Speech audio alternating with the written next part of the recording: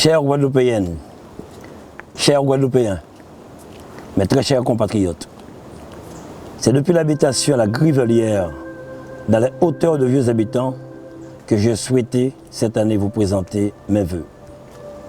C'est géré par l'association La Verte Vallée, qui s'attelle à ouvrir le champ des possibles à des Guadeloupéens en insertion professionnelle. Bâtir sereinement la Guadeloupe, c'est ce dont il s'agit ici. Une initiative exemplaire menée par l'une des structures soutenues par la région, intervenant dans le secteur de l'économie sociale et solidaire.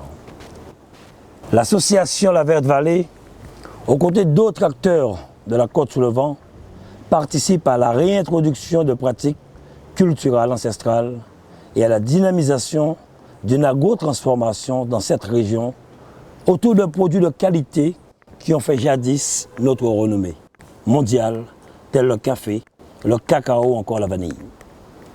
Le potentiel d'un site comme la Grivelière nous rappelle que nous pouvons bâtir notre pays sur des fondements solides et propres à nous-mêmes. Parfaire le carré-sol qui abrite les fondations de notre Guadeloupe en réécrivant un nouveau contrat social. Ici, sur l'île de la Basse-Terre, sur celle de la Grande-Terre, Marie-Galante, Terre de Haut, Terre de Bas et de la Désirade, je ne cesse de m'émerveiller devant l'énergie et la créativité des Guadeloupéens et les offrandes de la nature. Sachons mieux apprécier notre pays Guadeloupe, malgré quelquefois ces nuages sombres qui pointent dans notre ciel bleu d'azur. Il s'agit avant tout, pour nous d'y vivre, de nous épanouir ici, maintenant et demain, dans la cohésion et la solidarité. C'est le vœu que je partage avec vous. La Guadeloupe avance, soucieuse de contribuer au développement de tous, sur l'ensemble de ses territoires, comme ici dans le sud d'Aster, ou encore dans les îles du Sud, dorénavant raccordées en très haut débit au monde numérique via des câbles sous-marins. Nous sommes toutefois conscients que nous ne résoudrons pas du jour au lendemain l'ensemble des difficultés que les Guadeloupéens ont à affronter quotidiennement.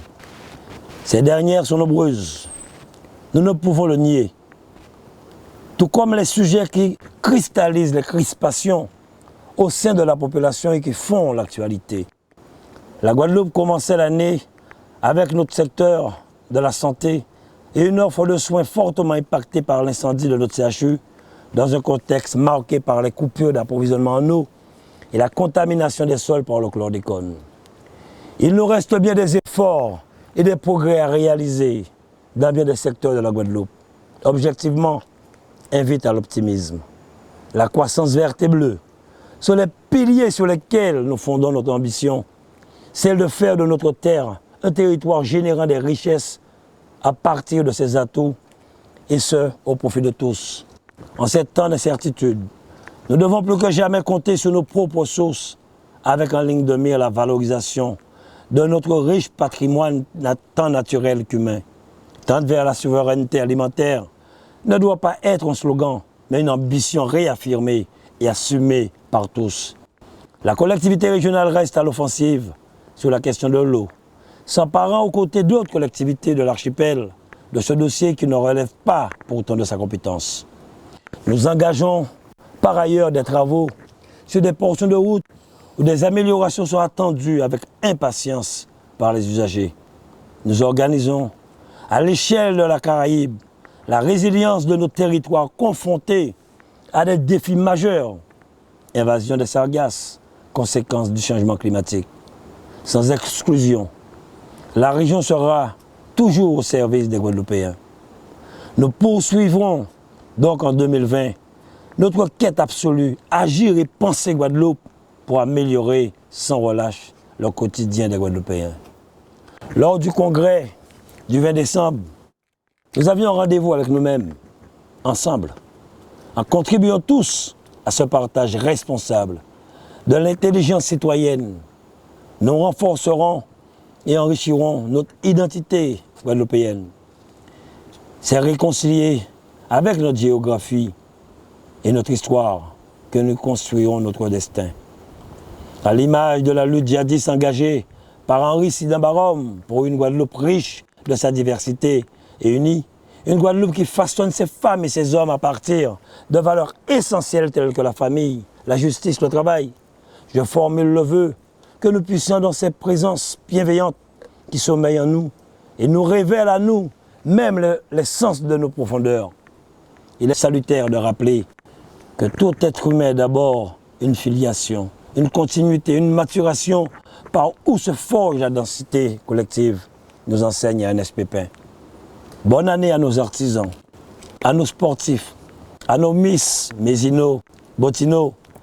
Bonne année à nos jeunes entrepreneurs start-up, aux pompiers, aux hommes qui nous accompagnent. Bonne année à tous ceux qui œuvrent au service des Guadeloupéens. Bonne année au personnel soignant. Une pensée chaleureuse à ceux qui se sentent seuls en ces temps de fête. Aux employés de la région, des collectivités. Construisons ensemble l'avenir de notre archipel.